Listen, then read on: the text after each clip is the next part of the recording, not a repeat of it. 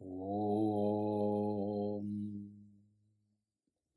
ഗുരുർബ്രഹ്മാ ഗുരുർവിഷ്ണു ഗുരുർദേവോ മഹേശ്വരഃ ഗുരുഃ സാക്ഷാത് പരം ബ്രഹ്മ തസ്മൈ ശ്രീ ഗുരവേ നമഃ. ഓം സദാശിവസമാരംഭാം ശങ്കരാചാര്യമധ്യമാം അസ്മദാചാര്യപര്യന്താം വന്ദേ ഗുരുപരമ്പരാം.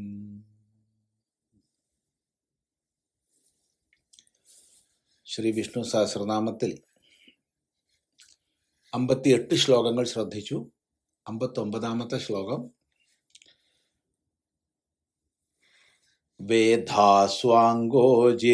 കൃഷ്ണോ ദൃഢസംഘർഷണോച്യുതഃ വരുണോ വാരുണോ വൃക്ഷഃ പുഷ്കരാക്ഷോ മഹാത്മനാഃ. വേദാസ്വാംഗോജിത കൃഷ്ണോ ദൃഢസംഘർഷണോച്യുതഃ വരുണോ വാരുണോ വൃക്ഷഃ പുഷ്കരാക്ഷോ മഹാമനാഃ. ഈ ശ്ലോകത്തില് വേദാഃ, സ്വാംഗഃ, അജിതഃ,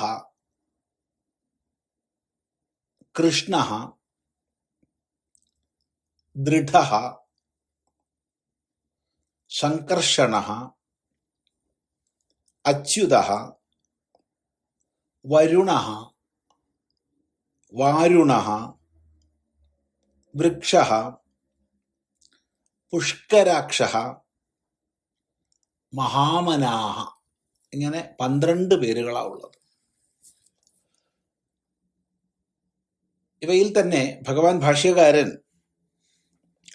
സംഘർഷണോച്യുത എന്നതിനെ ഒരു പേരായിട്ടാണ് എടുത്തത്. സംഘർഷണ, അച്യുത എന്ന് രണ്ടായി വിഭജിക്കാതെ സംഘർഷണോച്യുത എന്ന് ഒരു പേരായിട്ടാണ് എടുത്തിട്ടുള്ളത്. അപ്പൊ 11 പേരുകളാവും. നമുക്ക് 2 രീതിയിലും ചിന്തിക്കാം. ആദ്യം തന്നെ വേദാഹ. വേദാഹ എന്ന് പറയുമ്പോൾ വിധാതാവാണ്, വിധാനം ചെയ്യുന്നവനാണ്, വിധിയെ ചെയ്യുന്നവനാണ്. അപ്പൊ വിധിയെ ചെയ്യുന്നവൻ, വിധാനത്തെ ചെയ്യുന്നവൻ, വിധാനത്തെ ചെയ്യുന്നത് കൊണ്ട് ബ്രഹ്മാവ് എന്ന് സാമാന്യ അർത്ഥം. അപ്പൊ വേദാശബ്ദത്തിന്റെ വാച്യാർത്ഥം എന്ന് പറഞ്ഞാൽ ബ്രഹ്മാവ് എന്നാണ്.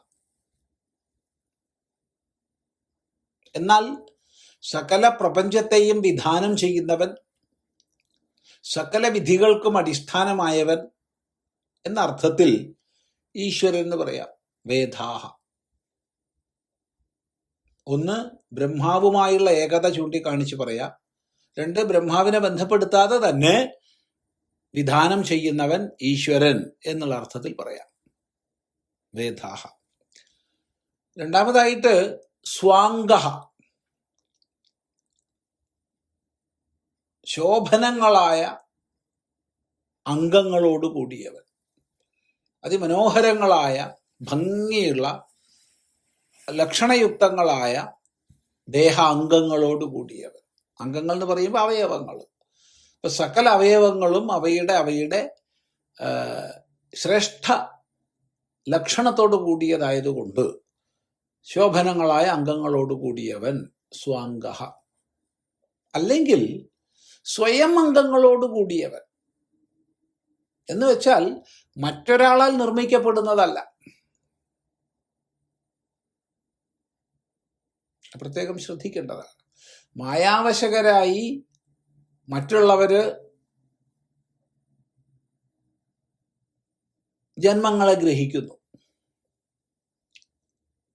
എന്നാൽ സ്വയം മായയെ സ്വീകരിച്ച് വശീകരിച്ചുകൊണ്ട് സ്വയമേവ അംഗങ്ങളെ ഗ്രഹിക്കുന്നു. ഇതാണ് വ്യത്യാസം. ഇപ്പൊ സ്വയമേവ ഗ്രഹിച്ച അംഗങ്ങളോട് കൂടിയവൻ, മറ്റൊരാളാൽ നൽകപ്പെടുന്ന അംഗങ്ങളല്ല. സ്വാംഗ.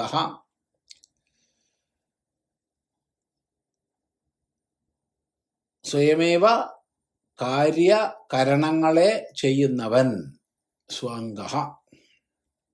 അജിത, മറ്റാരാലും ജയിക്കപ്പെടാത്തവൻ. അവൻ തന്നെ ജിതനുമാണ് കേട്ടോ. ജിതൻ എന്ന് പറഞ്ഞാൽ എല്ലാവരെയും ജയിക്കുന്നവൻ.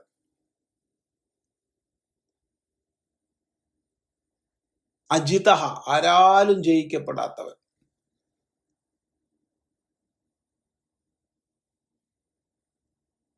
എന്താണ് ഈശ്വര സ്വരൂപം എന്നുള്ളത്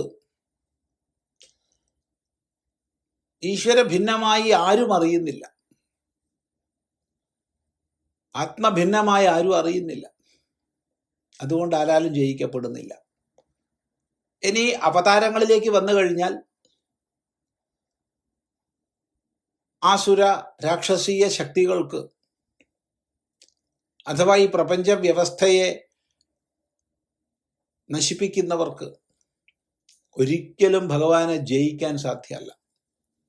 അപ്പൊ അസുര രാക്ഷസന്മാരാൽ ജയിക്കപ്പെടാത്തവൻ അജിത, അല്ലെങ്കിൽ ആർക്കും അറിയാൻ കഴിയാത്തവൻ, അറിവിലൂടെ ആരും വിഷയീകരിച്ചിട്ടില്ലാത്തവൻ എന്നർത്ഥം വരും അജിത. കൃഷ്ണ, കൃഷ്ണശബ്ദവും ആവർത്തിക്കുന്നതാണ്. കൃഷ്ണവർണ്ണത്തോടൊത്തവൻ, കറുത്ത വർണ്ണത്തോടൊത്തവൻ, എല്ലാവരെയും തന്നിലേക്ക് ആകർഷിക്കുന്നവൻ. കർഷണാത് കൃഷ്ണ, അല്ലെങ്കിൽ കൃഷത്തി, കൃഷി ചെയ്യുന്നവൻ. സർവ്വജീവരാശികളിലും അവരവരുടെ ശരീരങ്ങളാകുന്ന ക്ഷേത്രങ്ങളിൽ ചെയ്യുന്ന കർമ്മങ്ങൾക്ക് മുഴുവൻ അറിഞ്ഞ് യഥാകർമ്മം ഫലം പ്രദാനം ചെയ്യുന്നവൻ. ഇങ്ങനെയൊക്കെ അർത്ഥങ്ങളെ പറയാം. സംഹാരകാലത്ത് സർവരെയും തന്നിലേക്ക് ആകർഷിക്കുന്നവൻ, തൻ്റെ മായിക ലീലാവിലാസങ്ങളെ കൊണ്ട്, മനോഹരങ്ങളായ വിലാസങ്ങളെ കൊണ്ട് സർവരെയും തന്നിലേക്ക് ആകർഷിക്കുന്നവൻ. ഇങ്ങനെ അനേക അർത്ഥങ്ങൾ കൃഷ്ണശബ്ദത്തിന് പറയാം. പക്ഷെ കൃഷ്ണശബ്ദം ആവർത്തിക്കുമ്പോൾ പല സന്ദർഭത്തിൽ വ്യത്യസ്തങ്ങളായ അർത്ഥങ്ങളെയും മനസ്സിലാക്കണം. ഇവിടെ ഭഗവാൻ ഭാഷ്യകാരൻ പറയുന്നത് കൃഷ്ണ, കൃഷ്ണദ്വൈപായന വ്യാസൻ എന്നാണ്. കൃഷ്ണദ്വൈപായന വ്യാസൻ. വ്യാസൻ ഭഗവാൻ തന്നെ. അപ്പൊ വ്യാസനുമായുള്ള അനന്യതയെ മാനിച്ച് ഭഗവാനെയും വ്യാസൻ എന്ന് വിളിക്കുന്നു. കൃഷ്ണദ്വൈപായന. മുനീനാം അപ്യഹം വ്യാസഃ, മുനിമാരുടെ കൂട്ടത്തിൽ ഞാൻ വ്യാസനാണ് എന്ന്. ഇവിടെ വിഷ്ണു പുരാണത്തിൽ നിന്നൊരു വാക്യത്തെ ഭഗവാൻ ഭാഷ്യകാരൻ സമുദ്ധരിക്കുന്നുണ്ട്. കൃഷ്ണദ്വൈപായനം വ്യാസം വിദ്ധി നാരായണം പ്രഭും കോഹ്യന്യ പുണ്ടരീകാക്ഷാത് മഹാഭാരത കൃത് ഭവേത്. കൃഷ്ണദ്വൈപായന വ്യാസനെ സാക്ഷാൽ നാരായണനാണെന്ന് നീ മനസ്സിലാക്കൂ. അല്ലായിരുന്നെങ്കിൽ എങ്ങനെയാണ് മഹാഭാരതം രചിക്കുക എന്നാണ് വിഷ്ണു പുരാണത്തിലെ ആ വാക്യത്തിന്റെ അർത്ഥം. അപ്പോൾ കൃഷ്ണൻ, വ്യാസൻ എന്നും അർത്ഥം. ദൃഢ, ദൃഢൻ, തൻ്റെ വ്രതത്തിൽ, തൻ്റെ നിഷ്ഠയിൽ, തൻ്റെ കർമ്മങ്ങളിൽ, ജഗത് രക്ഷണത്തിൽ ദൃഢഭാവത്തോടു കൂടിയവൻ, ഒരിക്കലും വ്യതിചലനം വരാത്തവൻ, ഒരിക്കലും വ്യതിചലനം വരാത്തവൻ. ജഗത് രക്ഷ എന്നുള്ള തൻ്റെ മഹാവ്രതത്തിൽ ദൃഢമായിരിക്കുന്നവൻ, അഥവാ തൻ്റെ നിഷ്ഠകളിൽ ദൃഢഭാവത്തോടൊത്തവൻ, ഒരിക്കലും വ്യതിചലനമില്ല. ആണ് അപ്രച്യുതമായ സ്വരൂപ സാമർഥ്യത്തോടു കൂടിയവനെന്ന് ഭാഷ്യകാരൻ അർത്ഥം പറയും. ഒരിക്കലും ച്യുതിയില്ല, അങ്ങനെയുള്ള മഹിമയോട് കൂടിയവൻ. സംകർഷണ, സംകർഷണ, സമ്യക്കായി കർഷണം ചെയ്യുന്നവൻ, ആകർഷിക്കുന്നവൻ. രണ്ട് രീതിയിൽ അർത്ഥം പറയാം. ഒന്ന്, തൻ്റെ അതിമനോഹരങ്ങളായ ലീലാവിലാസങ്ങളെ കൊണ്ട് സർവരെയും തന്നിലേക്ക് ആകർഷിക്കുന്നവൻ. വേറൊരർത്ഥം, മഹാപ്രളയത്തിൽ സംഹാരകാലത്തിൽ സകല ജീവരാശിയെയും തന്നിലേക്ക് ആകർഷിക്കുന്നവൻ. അങ്ങനെ സംകർഷണ നാമം പറയാം. ഭാഷ്യകാരൻ പറയാണ്, സംഹാര സമയെ യുഗപദ് പ്രജാഹ സംകർഷതീതി സംകർഷണ. സംഹാരകാലത്തിൽ, പ്രളയകാലത്തിൽ എല്ലാ പ്രജകളെയും ഒന്നിച്ച് ആകർഷിക്കുന്നവൻ എന്ന്. ഒരിക്കലും ച്യുതി വരാത്തവൻ അച്യുത. ഒരിക്കലും ച്യുതി വരാത്തവൻ അച്യുത. അപ്പൊ ഇവയെ രണ്ട് നാമങ്ങളായിട്ട് നമുക്ക് എടുക്കാം, സംകർഷണ, അച്യുത. എന്നാൽ ഭഗവാൻ ഭാഷ്യകാരൻ തന്റെ ഭാഷ്യത്തിൽ ഇവയെ ഒന്നായിട്ടാണ് എടുത്തത്, സംകർഷണോച്യുത എന്ന്.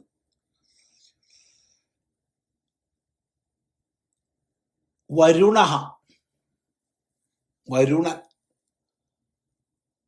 സകല ജലരാശികളുടെയും അധിദേവതയായിട്ട് വരുണ ഭഗവാൻ വേദപ്രസിദ്ധനാണ്. അഗ്നി, വായു, വരുണൻ തുടങ്ങി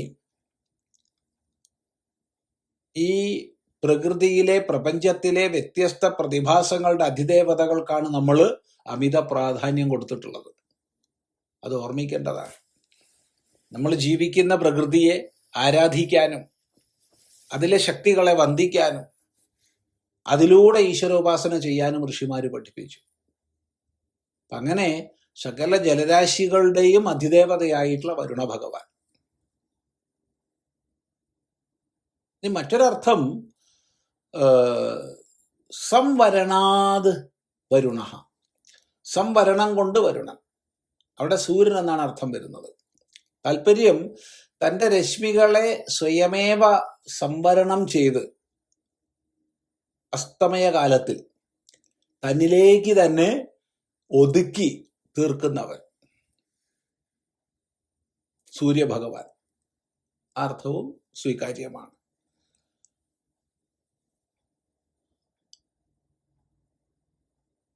വാരുണ, വരുണൻ തന്നെ വാരുണ, വരുണൻ തന്നെയാണ് വാരുണൻ. അപ്പൊ വരുണൻ എന്തർത്ഥം മനസ്സിലാക്കിയോ അത് തന്നെ വാരുണനും മനസ്സിലാക്കാം. ഭാഷ്യകാരൻ പറയുകയാണ്, വരുണസി അപത്യം വസിഷ്ഠ അഗസ്ത്യ വാ. വരുണന്റെ അപത്യം, വരുണന്റെ സന്താനം എന്ന നിലയ്ക്ക് വസിഷ്ഠൻ, അഗസ്ത്യൻ എന്നിത്യാദി നാമങ്ങളൊക്കെ വാരുണ എന്നുള്ളതിന് വരാം എന്നാണ്. തുടർന്ന് വൃക്ഷ, വൃക്ഷ നാശരഹിതനാണ് ഭഗവാൻ. അജോ നിത്യശാശ്വതോയം എന്ന് നമ്മൾ പലപ്പോഴും ചിന്തിച്ചു. പക്ഷെ അതേ സമയത്ത് ഈ കാണാകുന്ന ദൃശ്യപ്രപഞ്ചമായിട്ട് വരുമ്പോഴോ ക്ഷയിക്കുന്നവനാണ്, അംഗങ്ങൾ ഛേദിക്കപ്പെടുന്നവനാണ്. അങ്ങനെ അംഗങ്ങൾ ഛേദിക്കപ്പെടുന്നത് കൊണ്ട് പ്രശ്ചനാത് വൃക്ഷ എന്ന് പറയാം, മുറിക്കപ്പെടുന്നത് കൊണ്ട് വൃക്ഷം. ഇനി വൃക്ഷത്തെ പോലെ അചലമായി നിലകൊള്ളുന്നത് കൊണ്ട് താല്പര്യം, ചുറ്റുപാട് എന്തു തന്നെ സംഭവിച്ചാലും, ഏത് ഭാവവികാരങ്ങൾ വന്നാലും അതിനാൽ ഒന്നും ബാധിക്കപ്പെടാതെ അചലമായി വൃക്ഷസമാനം സ്ഥാവരമായി നിലകൊള്ളുന്നവനാരോ ആ പരമാത്മാവ് വൃക്ഷ. രണ്ട് നിലയ്ക്കും അർത്ഥം മനസ്സിലാക്കാം. ഭാഷ്യകാരൻ ഇവിടെ ഈ അർത്ഥമാണ് പറയുന്നത്. വൃക്ഷ ഇവ അചലതയാ സ്ഥിത, വൃക്ഷം പോലെ അചലമായി നിലകൊള്ളുന്നവൻ. വൃക്ഷ ഇവ സ്തബ്ധോതി വിതിഷ്ഠത്യേകഃ എന്ന മന്ത്രം ഉദ്ധരിക്കുന്നുണ്ട്. വൃക്ഷത്തെ പോലെ സ്തബ്ധനായിട്ട് ദ്യോവിൽ, ഹൃദയാകാശത്തിൽ ഒരാൾ നിലകൊള്ളുന്നു എന്ന്. ഒരു ചലനവുമില്ലാതെ, ഒരു വ്യതിചലനവുമില്ലാതെ ഹൃദയാകാശത്തിൽ ഒരാൾ നിലകൊള്ളുന്നു, അയാളെ കണ്ടെത്തൂ എന്ന് പറയുകയാണ്. വൃക്ഷ പുഷ്കരാക്ഷ, പുഷ്കരം പോലെ താമരദളം പോലെ മനോഹരങ്ങളായ അക്ഷങ്ങളോട്, കണ്ണുകളോട് കൂടിയവൻ പുഷ്കരാക്ഷ. അഥവാ അക്ഷശബ്ദത്തിന് സ്ഥാനം എന്നർത്ഥം പറഞ്ഞാൽ പുഷ്കരത്തിൽ താമരമൊട്ടിൽ സ്ഥാനമാക്കിയവൻ. അസ്മിൻ ബ്രഹ്മപുരേ ദഹരഃ പുണ്ടരീകഃ തസ്മിൻ ദഹരഃ ആകാശഃ തസ്മിൻ യത് തദന്വേഷ്ടവ്യം എന്ന് ശ്രുതി പറയുന്നുണ്ട്. ഈ ബ്രഹ്മപുരത്തിൽ ഒരു ചെറിയ താമരമൊട്ടുണ്ട്, അതിൽ ചെറിയൊരു ആകാശമുണ്ട്, അതിലെന്താണെന്ന് അന്വേഷിച്ചോളൂ എന്ന് പറയുകയാണ്. അപ്പൊ താമരമൊട്ടിൽ നിലകൊള്ളുന്നവൻ എന്ന് അക്ഷശബ്ദത്തിന് സ്ഥാനമെന്നർത്ഥം പറഞ്ഞാൽ പുഷ്കരാക്ഷഃ എന്ന് പറയാം.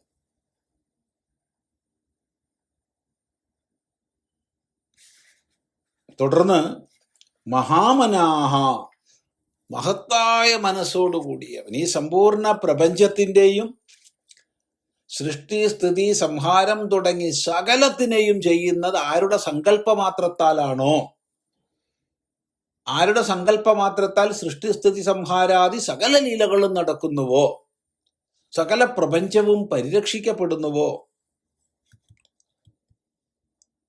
അവനാണ് മഹാമനാഹ. ഈ അർത്ഥത്തെ ചൂണ്ടിക്കാണിച്ചുകൊണ്ട് വിഷ്ണു പുരാണത്തിൽ നിന്ന് ഭഗവാൻ ഭാഷ്യകാരൻ സമുദ്ധരിക്കുന്നുണ്ട്. മനസൈവ ജഗത് സൃഷ്ടിം സംഹാരം ച കരോതി യഃ. ആരാണോ മനസ്സുകൊണ്ട് തന്നെ ഈ ജഗത്തിന്റെ മുഴുവൻ സൃഷ്ടിയെയും സംഹാരത്തെയും ചെയ്യുന്നത്, അവൻ മഹാമനാഹ എന്ന്. ഇങ്ങനെ ഈ ശ്ലോകത്തിൽ വേദാഹ, സ്വാംഗഃ, അജിതഃ, കൃഷ്ണഃ, ദൃഢഃ, സംകർഷണഃ, അച്യുതഃ, വരുണഃ, വാരുണഃ, വൃക്ഷഃ, പുഷ്കരാക്ഷഃ, മഹാമനാഹ എന്ന് 12 പേരുകൾ. ഇനി അല്ലെങ്കിൽ സംഘർഷണോച്യുത എന്നൊരു പേരായിട്ട് എടുത്താൽ 11 പേരുകൾ. തുടർന്ന് നമുക്ക് അടുത്ത പ്രാവശ്യം പഠിക്കാം.